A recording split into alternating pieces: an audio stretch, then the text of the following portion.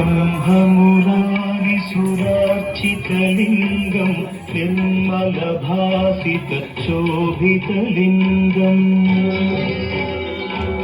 जन्मजदुःखविनाशकलिङ्गं तत्प्रणमामि सदा शिवलिङ्गम् देवमुनिप्रवरार्चितलिङ्गं कामदहन करुणाकरलिङ्गम्